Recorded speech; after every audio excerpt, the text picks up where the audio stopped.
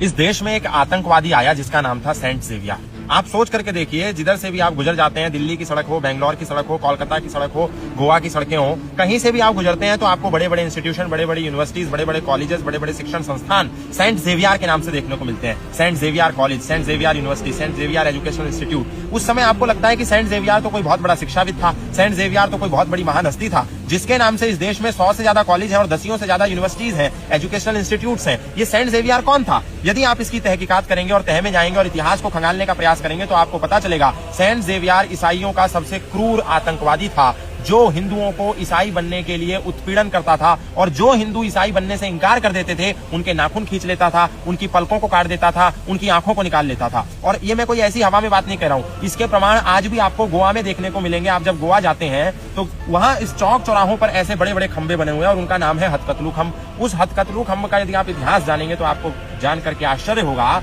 वो हथकतलू खंब एक ऐसा खंब था जहां पर सेंट जेवियर के आदेश के अनुसार जो व्यक्ति ईसाई बनने से इंकार कर देते थे तो शाम तक उनके हाथों को काट करके उस हथकतलू खंब में ले जाकर के लटका दिया जाता था, लोगों में ये भय पैदा करने के लिए यदि तुम ईसाई नहीं बनोगे तो तुम्हारे हाथ काट करके हथकतलू खंब में टांग दिए जाएंगे। आप सोचिए, सेंट जेवियर जैसा क्रूर आतंकवादी जिसने हिंदुओं के हाथ इसलिए काट दिए, और एक हिंदू नहीं लाखों हिंदुओं के, शाम होते होते हथकतलू खंब में हजारों हाथ लटक जाते थे और आसपास से गुजरने वाले लोगों के मन में यह भय पैदा हो जाता था कि यदि हम ईसाई नहीं बने तो कल हमारे भी हाथ काट करके यहाँ टांग दिए जाएंगे। बस उसी भय के कारण वो ईसाई हो जाते थे।